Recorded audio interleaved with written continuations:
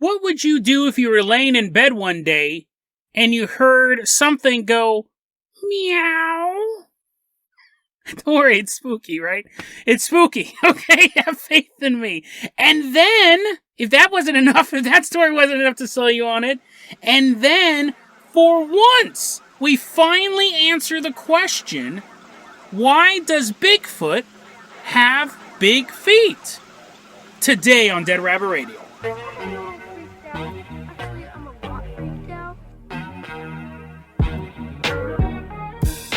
Hey everyone, welcome back to another episode of Dead Rabbit Radio. I'm your host, Jason Carpenter. I'm having a great day. Hope you guys are having a great day too. I'm currently sweating. It's in the middle of winter, which I don't know why that's possible, but here I am, and you know who else is here? Who else is here bringing in a sweat rag for me? One of our legacy Patreons coming into Dead Rabbit Command right now. Give it up to Cindy Pereira. Everyone give a round of applause. Cindy's like, that's not how you pronounce my last name. Sorry, Cindy. Come wash me off. Cindy, you're going to be our captain, our pilot this episode. If you guys can't support the Patreon, I totally understand. Just help spread the word about the show. Really helps out a lot. Really appreciate it, guys. Now, Cindy, I'm going to go ahead and toss you the keys to the Dead Rabbit Dirigible. We're going to leave behind Dead Rabbit Command. We're headed all the way out to a little house in suburban America.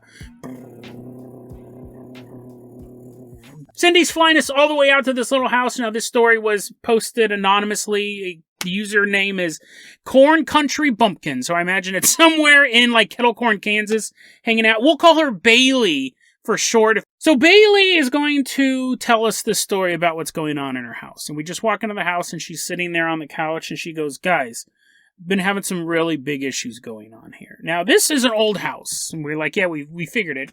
Because the house is falling apart. The house is about 80 years old, but they did a remodel 5 years ago. And that's when Bailey and her family moved in. And her grandpa moved in with them. She goes, my grandpa suffered from Alzheimer's, and he would do the typical Alzheimer's things, you know, forgetfulness and whatever. I'm trying to think of other things I've seen on television of people with Alzheimer's. I don't know, forgetting to take their medicine or taking too much medicine. He's doing all that, right? Which actually balances out, because half the time he forgets to take it, and the other time he takes too much. You're like, Jason, that's not how medicine works. I hope you're not doing that with your medicine. Anyways, he would often talk to himself, which is a component of Alzheimer's, talking to himself. But the family started to notice something. He would stay up all night long talking to himself. Oh, Green Acres sure was the place to be. I really loved that show. And then when Mr. Ed showed up and he won the presidency from Herbert Hoover. And they're like, oh, that's kind of weird. He lost against Herbert Hoover. Mr. Ed went down in flames. And the family, as they're walking down the hallway, they would hear the grandpa like telling these stories and talking out loud. Oh, and that was the time that I got Adolf Hitler in a chokehold and said, you owe me $3. I guess he's not Abe Simpson. He actually was suffering from a horrible disease. The point is that he would talk all night long without my jokes, right? He would talk all night long. The family's weeping. They're like, oh, Grandpa, we just hope you'll get better. Okay, anyways, this story isn't just me making fun of elderly people. For the few remaining listeners, there is a paranormal point to this. They'd be walking down the hallway, and he would be talking, and then as they get close, he would go dead silent. And they go, oh, you know, well, maybe he heard us coming. But then they remembered he has terrible hearing. He lost his hearing when Adolf Hitler beat him up. So he has horrible hearing. And this happened all the time. He would talk late at night, and as the family was moving throughout the house, he would stop talking as they got close. And they started thinking, how does he know we're getting close? So they decide to experiment on their grandpa, who has Alzheimer's. They dress up as old-timey people. They're like, remember me, Grandpa? He's like, it's Rita Hayworth. That's not what they did. They're walking down the hallway, and they go, maybe he's seeing the shadows under the doors, so they removed all the night lights from the hallway. So he wouldn't be able to see them coming either. There's a dude with Alzheimer's in your house, and you're removing the light bulbs. Basically, he's like, it's just like World War II all over again. Bumbling down the hallway. They do it because they want to see, is he seeing us coming? And still, even in the pitch darkness as his family moved through the hallway, the old man would stop talking whenever they came near. Now, I know you have a couple questions. That's not the whole thing, right? That's not the whole thing, but I know you have a couple questions. One, how often were they up late at night? Two, why did they start running experiments on Gramps? Like, I would have just been like, oh, that's weird. He stops talking when I walk. I probably wouldn't even put a paranormal answer to it, but they're kind of insinuating that this is the beginning, or this is a sign that there's another presence in the house. Because what we have after that is we have a description of pretty typical poltergeist behavior. Doors opening and closing, and weird noises. At one point, the mother of the household sees a figure downstairs. It's a 2-story house, sees a figure downstairs. The grandfather eventually passes away, but the family is still living there. And this is where we get into the true meat of the paranormal story, because this is something we like to look at on Dead Rabbit Radio. The obscure events, doors opening and closing. Oh, we covered a story recently about someone, I think it was a kid who would talk. No. It was that episode where the man, that was a really creepy one too, where the man, he thought his wife was going insane due to the haunted house, and it was the same thing. As he was walking through the house, she would stop talking. And I think at that point, one time he walked up to the door, and as he touched the doorknob, he heard a male voice in the room go, "He's coming." And then he opened the door, and it was just his wife. So that is the hearing the voices and conversations starting and stopping when other people are coming around. That's actually in the lore. That's actually in the ghost lore. The reason why I wanted to tell this story, because it has a particularly creepy bent. It was 3 years ago. The grandpa story took place a while back, but 3 years ago, Bailey, Country Corn Bumpkin, is watching television in her bedroom, and she hears in the hallway outside, meow. Now, she has a cat. So at first she goes, that might have been my cat. Ace deduction there. But something about the sound sent chills down her spine. She heard it again. Meow. What she was hearing wasn't a cat meowing. When I'm making this sound effect, meow, that's the sound of a man trying to sound like a cat.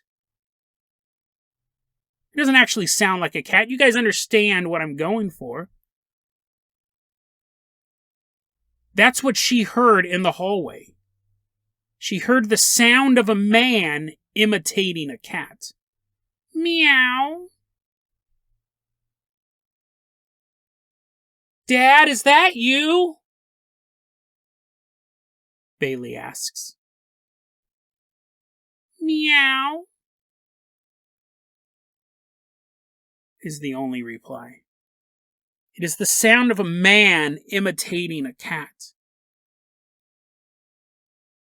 And she begins to yell, Dad, please stop, it's not funny. Meow. Dad, it's not fun. Meow.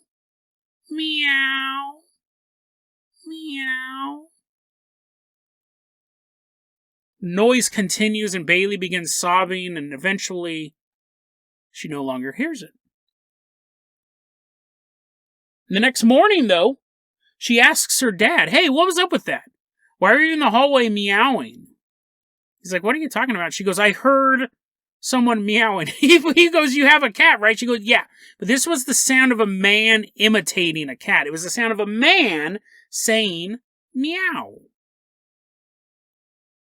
She said she could see the look on her dad's face become concerned. Because he wasn't up there.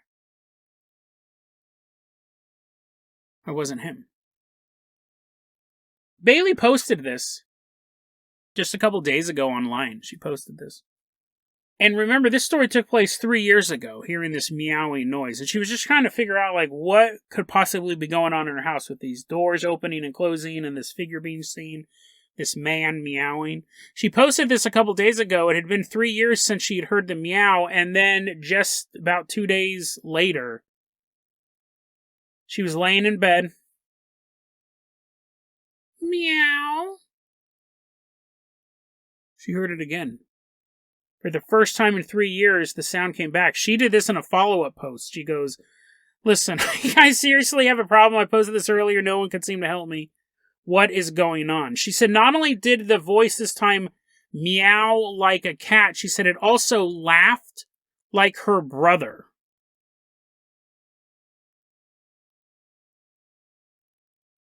She went on to say, I think I'm just going to name it Steve and take a live or let live type of approach to it. And people were responding, yeah, it's probably a good idea. And I actually responded both. I responded to the original post and then this one. And I posted, if something is actively imitating a cat or your brother, in this case both, it's most likely not a benign spirit.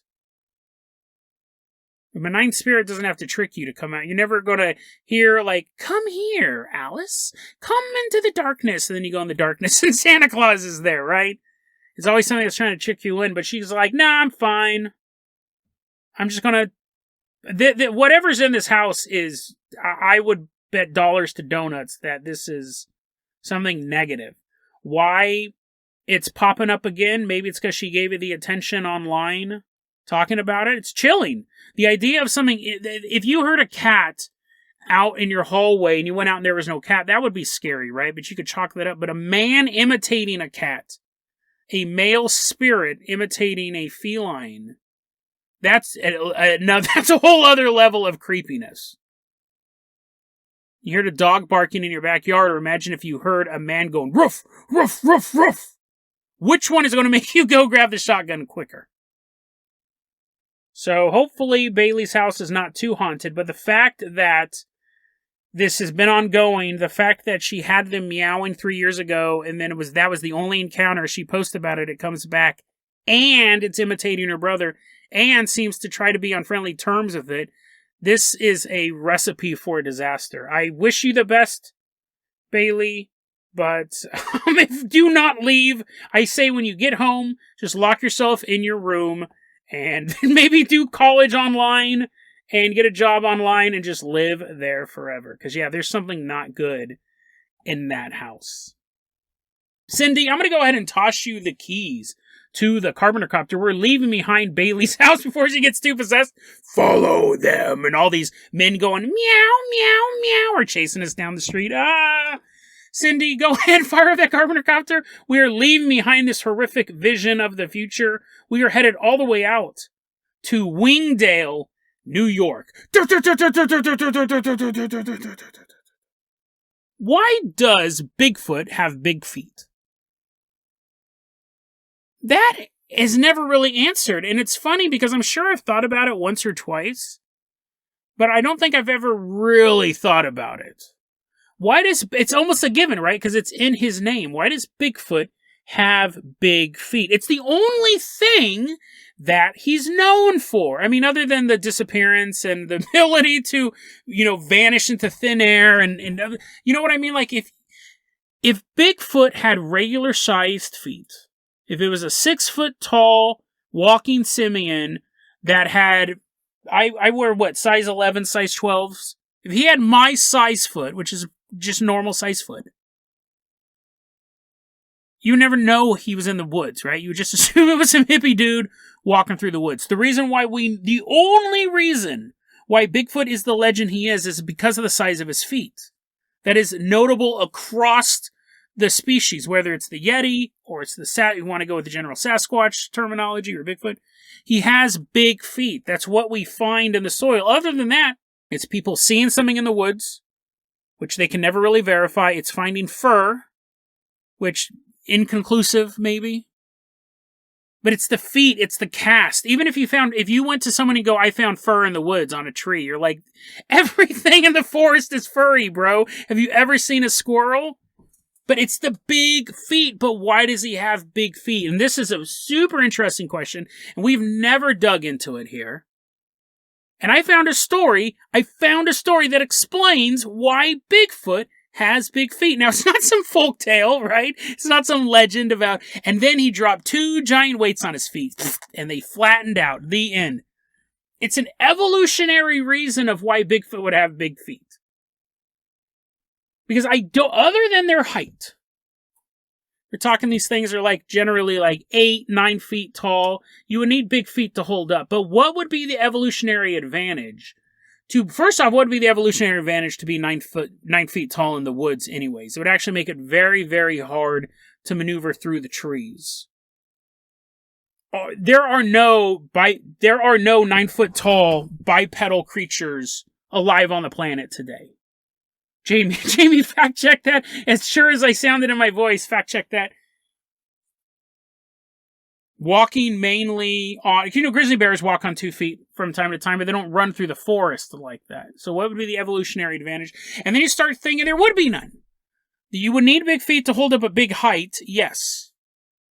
But Shaquille O'Neal in the woods, that's not, that'd be a hilarious movie. Him and Ice-T trying to outrun some guys trying to shoot them for sport would be great. But Shaquille O'Neal would probably be taken out pretty quickly. Unless he could, just break a tree and use it as a baseball bat. So why are the Bigfoots so tall? What is the evolutionary reason why they're so tall in the Pacific Northwest? It doesn't make sense. So then you start looking at, well, if it's not evolutionary, maybe the Bigfoot is some sort of spirit creature. Maybe the Bigfoot is some sort of interdimensional creature. Maybe the Bigfoot is alien. But then you think if he is an alien, if he's interdimensional, then he doesn't have to apply to these physical properties of having to need big feet because they're so tall. Because gray aliens, their bodies just look like a total mess.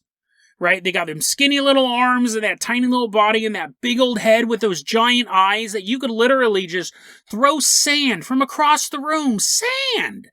And it's going to totally mess them up, my eyes. Because their eyes are so big, there's no evolutionary advantage to having eyes that big, especially if you're going on missions to a hostile planet, aka Earth. So why are Bigfoot feet so big? We're in Wingdale, New York. It's August 15th, 1957.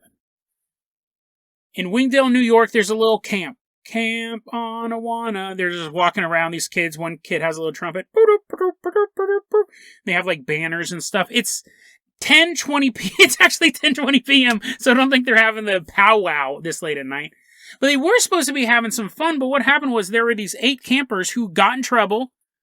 They were trying to salute their shorts just a little too much, and the camp counselor goes, you guys go back to your cabin. You guys don't get to have any more fun tonight. Oh, really? No, this sucks, man. They go back to their cabin, and they're laying in bed. It's late at night, and their cabin has a giant, bay view window, those big old windows. And as they're sitting there, they see a white globe, up in the sky. They see a white light flying through the night sky, and it's flashing on and off. Airplane, maybe, right? Makes sense. And they watch it for a while, and it disappears over the horizon. 5 minutes later, they see 2 more of these. And they can clearly see these aren't planes. These are white circles. These are white orbs that are just kind of floating above the trees. They're still far off. Still can't see them completely, but they just see these lights flashing on and off. And at this point, a bunch of the kids leave. There's only 2 kids left in this cabin. Did they leave to go tell a counselor? Did they leave to go change their pants? We don't know. But now there's 2 campers left in this room, and one of them's laying in their bed. We're going to call him Billy. He's laying in his bed. He's like, oh, I'm tired. Looking at UFOs. Boring. Call me tomorrow. He's laying in his bed, but he still has a look out the window. And then, with no noise, everything changes. About 100 feet away from this window, Billy sees a massive disc-shaped UFO just floating there. And he's looking at the bottom of this ship. The bottom of the ship has a circle of flashing white lights. And then the oddest thing happens. Something that we tend to only see in UFO stories or interdimensional stories. Reality shifts in such a way that you can't even really describe it. It almost breaks the brain. He said it looked like someone had cut away the UFO or superimposed an image on top of reality. However you want to describe it, he said the bottom of the UFO now became a sideways cut version of the ship. So when you have diagrams in books, let's say you have the Star Trek Collector's Encyclopedia or whatever, and it's a picture of the USS Enterprise. And they do a cutaway version, so you can see all the floors, and you see where the turbo lifts go, and the Jeffrey tubes, and all that stuff. He's looking at that, but he's looking at the bottom of the UFO, but now he's seeing a side cutaway version, as if he was looking at it on its side. Again, it's just such a weird... We see this when we talk about interdimensional constructs. We see these type of images. He's looking at the bottom of it, but what he's seeing is the side view of the UFO cut away. So to get to the point, he's looking now inside the UFO, and he sees there's a circular control panel. There's a circular control screen, which would make sense because the ship itself is disc-shaped. And then sitting there, there's only 2 pilots. There's 2 Bigfoots sitting at the control station. He said they were 9 to 10 feet tall with shaggy hair. It was golden orange with a bit of tan in there as well. Sounds like a very majestic looking creature. Not the dirty earth ones, right? This golden orange tan fur. And he said the fingers were also covered in hair, but you could tell that it had pink skin underneath the fur. He also said that the Bigfoots had big pink circles around their eyeballs, and they were wearing goggles, like flight goggles, but even the goggles still didn't cover up all of the pink circles that were not covered by hair on the face. And he's watching these 2 Bigfoot creatures control this craft. Each of them have this rectangular control stick. They just kind of, it's almost like there's a stick that comes out of the ground, and then attached to that is a big rectangular bar, and they're using that to kind of steady the ship. Both of them are doing it at the same time. And he sees one of the Bigfoot start to turn and look directly at Billy laying in bed. And he said, as this Bigfoot's looking at me, it had piercing blue eyes. Also had sharp fangs protruding from its upper lip. Looked like a beast, but he said it also gave him the impression of a super intelligent Borneo orangutan. Those are his exact words. That's what he got from its... He goes, that's exactly what it looked like. A super intelligent Borneo orangutan. I'm looking straight at this thing.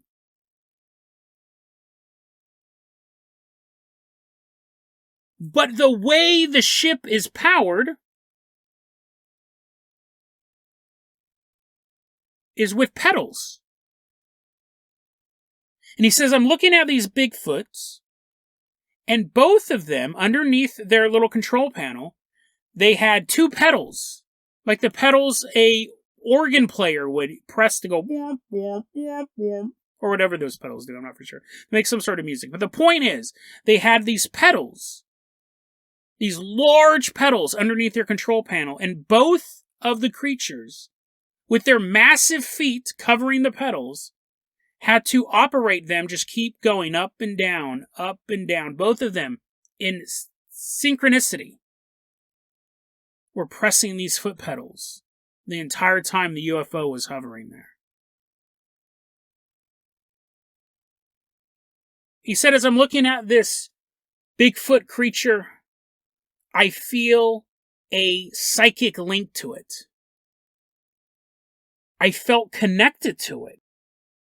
He referred to it as a, quote, eternal, indelible mind link, unquote. But right as he's looking at this Bigfoot and he senses this connection, the cutaway image is gone. He's now looking at the UFO, and within 2 seconds, it's completely out of view. Is this why Bigfoot has big feet? Is it... Because, listen, there's no evolutionary reason why it would have big feet. It actually would make it... It would be a disadvantage to it. It would be better... A creature that is a biological creature that is an undiscovered cryptid moving through the Pacific Northwest or the Himalayan mountains or something. You might be able to argue a Bigfoot, a Yeti, in the Himalayas makes more sense because it almost works as like a snowshoe. But in the Pacific Northwest, in the swamps of Louisiana, in the deserts of California, wherever these Sasquatches have been spotted, and they've been spotted pretty much anywhere in North America, it doesn't make sense to be 8-9 feet tall with giant feet if you evolved. There's not the food source out there to provide for that. I mean, bears hibernate for a good time period because they can't hunt during the winter. So what are the Bigfoots doing? There's not enough food to sustain a creature that big. I'm not saying Bigfoots exist because of that, but I don't think Bigfoots are a biological entity. Now, I know there have been creatures that people have believed in and weren't discovered until the year 2003, like there was some little monkey in Tasmania or somewhere that the locals said it was real and no one ever saw one until 2003, or no scientists, I guess I should say. But they're not 9 feet tall. They don't have entire television shows dedicated to hunting them down. There's no evolutionary advantage for a biological creature to be that tall in that environment with such big feet. And the big feet is the only thing they're known for. It's what separates them from a gorilla, right? People go, maybe a gorilla got loose in Washington. Well, no, the feet are big. I'm not denying that Bigfoot's real. I don't think it's biological. So then we look at that interdimensional angle. And like I was saying with the gray alien, evolutionary-wise, doesn't have to make sense because it may not even be from our reality or our time period. There's also things that its eyes are actually like that's some sort of suit, that those eyes are giant protective covers. There's all sorts of things you can look at, but the evolution of the gray alien doesn't make sense. And if it was evolved to be that way, it definitely wouldn't make sense to come to Earth where they're so fragile, right? Pretty much half the wildlife on Earth could kill a gray alien. So if you look at the reason Bigfoot has big feet and it's an interdimensional thing, there's more giveaway, but maybe they have big feet to pilot their ships. I mean, I know this might sound, I know I'm talking about it in all the seriousness, and it might sound like one of the craziest things we've covered, but it makes sense. If the ships were designed like originally, maybe they had gray aliens, and they keep crashing these ships like Roswell, they're like, oh no! And the scientists are all designing new stuff, and they're like, oh, if we can only make these ships stop crashing. So they made the pedals a little bit bigger, and a little bit bigger. You know, that'd actually be really interesting to see if there is an increase in UFO sightings and an increase in Bigfoot sightings, and then a decrease in UFO crashes, as if anyone keeps statistics like this, and to see that maybe the ships have to have giant pedals, so you have to have people with big feet to pilot them. Now, I know what you're thinking, Jason. I'm sure if aliens can build ships to go from Alpha Centauri to Earth, they could probably work on the pedal technology. Maybe they could have holographic pedals or something like that. You're right, but maybe not, right? Maybe they haven't ever thought of that. Maybe they go, listen, we can do one of two things. We can make a smaller pedal, and everyone's like, no. Or we can genetically design a monster to be 9 feet tall with big old feet. And they chose that one. What's funny, though, is that as ridiculous as this is this theory is that you have to have big feet to pilot starships. This is the only reason being put forth with any sort of logic to why a creature would have such big feet. Now, I know the pushback is going to be, Jason, if you're 12 feet tall, you have to have giant feet. Sure. My pushback to that is, why are you 12 feet tall in an American forest? That doesn't make sense. But I find it fascinating why the question, why does Bigfoot have big feet, isn't being asked more often. I'm pretty sure, I might have mentioned it once or twice, but I'm actually pretty sure I've never even thought about that before. I just took it as a given because it's in his name. But it's a really important question. Why does Bigfoot have big feet? It's really the main question, because if you can't answer that, then you have to start looking at, maybe this is all fraud. You know what I mean? It's the key to it. So although the craziest answer may be they have big feet so they can pilot starships, right now it's the best answer we have. Because any answer pointing to an evolutionary reason just opens a whole other swath of questions. How do you consume enough calories to grow to be 12 feet tall if you're just eating squirrels and pine cones? You don't. Also, that's a good question. How come we're not finding tons of dead animals in the woods where these guys are at? It's not just every so often they came across the deer with rotted flesh. I mean, there should be like nothing in these forests. But what's funny is then you get to the argument that Bigfoot's a nature spirit, so it doesn't want to overhunt the forest. I'll buy that. I'll buy nature spirit, I'll buy interdimensional, I'll buy all that stuff because that gives you the wiggle room you need when you're talking about the paranormal.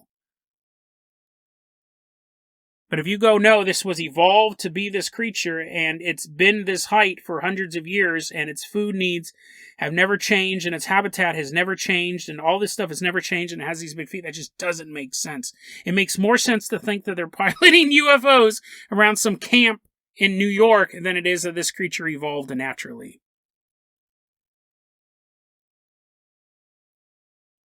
And I think this version of the Bigfoot is more interesting anyways. Because if we ended up finding out that there was some gorilla running around Washington State for the past 60 years, and there was like, it turns out that we're able to capture one of these things and goes, whoa, since like 1945, there's been a bunch of gorillas in Washington. We never knew it. And they had these big feet. And one of them one day went down to California and did a little walking pose, but it's just a dumb old monkey. It's a dumb monkey that's been walking around the woods. Imagine if that was the end of the Bigfoot mystery. It was a monkey. Sure, a cryptozoologist would get a big boner about it, and we would be excited too, but at the end of the day, it's just another dumb animal. Wouldn't it be better? Wouldn't it be infinitely better if one day they catch Bigfoot and they're like, freeze! And he like turns around, he's like, me sorry, but me no freeze. And then he like throws down a ball and like jumps into a portal. And this is like live on A&E. This was their Halloween special. And then like later on, like in the middle of Kansas, like this Bigfoot army starts marching. They like all these portals open up in Topeka, Kansas, and all these Bigfoots walking through this portal, like flipping over cars, and they're like throwing pine cones and squirrels. That's where all those pine cones and squirrels went. That's their weaponry. They're throwing them. No, run! And then like the military has to come in, and they're like shooting all these Bigfoots, and they're like, your puny bullets mean nothing to us. And then like the UFOs are flying, and they're pedaling super fast. We can't catch up to them. Wouldn't that be infinitely more, not for the residents of Topeka, Kansas, you guys are screwed, but wouldn't that be infinitely more exciting then it just turned out to be a big old monkey in the woods? So if anyone ever asks you, why does Bigfoot have big feet? Which again, I don't think people are really asking that question. I think people take it as a given. Is he some sort of freak, some sort of monster? Sorry to hurt your feeling, Bigfoot. I know you listen to this podcast, but I think we should say, well, maybe he's from outer space. If people don't already think you're crazy enough for talking about Bigfoot at work and stuff like that. And you're like, by the way, listen to this podcast, Dead Rabbit Radio. They're like, maybe not. You say, maybe he's from space. We need to start being more open to this other version of Bigfoot, because the stories that we've talked about on this podcast, Bigfoot wearing clothes, Bigfoot coming from other portals, this Bigfoot having big feet to power a UFO, they are actually adding more to the mythos than it's a dumb ape running around the woods, or maybe a slightly intelligent ape, or maybe he's clever and he can build traps and stuff like that. But who is Bigfoot? And before we get to the question of who is Bigfoot, we have to answer why. Why is Bigfoot? This has become a very philosophical episode. If Bigfoot didn't have big feet, would he still be Bigfoot? These are the questions we have to grapple with. So when we do end up grappling a Bigfoot, we get in an octagon with him, and we're wrestling with him, we know who our opponent is. We know why he had big feet. Because he had a big heart. And he wanted to explore the stars. Just like we want to do here on Earth. Maybe we have more in common with Bigfoot than we thought. We also do both love eating tasty squirrels. DeadRabbitRadio@gmail.com is going to be our email address. You can also hit us up at Facebook.com/DeadRabbitRadio. TikTok is @DeadRabbitRadio. Dead Rabbit Radio is the daily paranormal conspiracy and true crime podcast. You don't have to listen to it every day, but I'm glad you listened to it today. Have a great one, guys.